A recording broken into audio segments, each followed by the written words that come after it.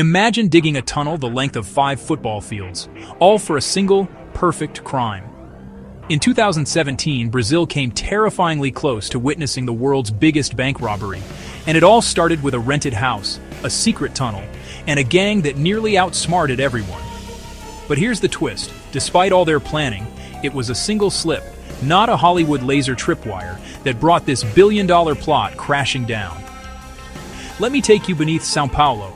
For 4 months, a crew of at least 20 dug a 500-meter tunnel, reinforced with wood and iron, complete with electric lights and a ventilation system.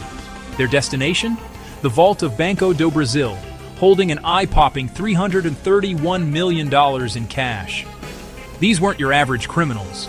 The gang poured $1.2 million into the operation, masterminded by a man said to be behind other legendary heists, including the deadly $13 million Paraguay vault robbery just months earlier.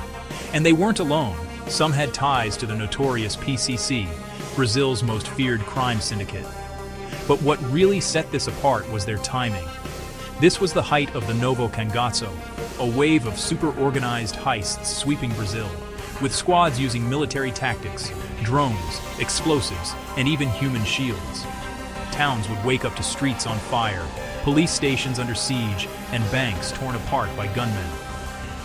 Now, back to the tunnel. The gang was days from breaking through. Police had been watching, thanks to an informant and months of surveillance. In a decisive move, 16 suspects were arrested in a nearby warehouse. Not a shot was fired.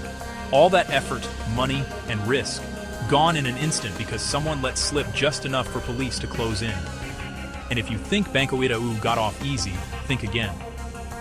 While this heist targeted Banco do Brasil, Banco Itaú has faced its own scandals, from record-breaking money laundering fines in Paraguay to millions in bribes and tax dodges at home. The real crime behind Brazil's headlines isn't always what happens in the dead of night.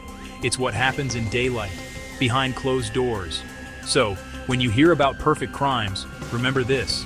Sometimes it's not the lasers, the gadgets, or the gunmen that break the plan. It's the smallest mistake, and a police force that's paying attention. If you enjoyed this real-life crime thriller, don't forget to subscribe for more jaw-dropping stories.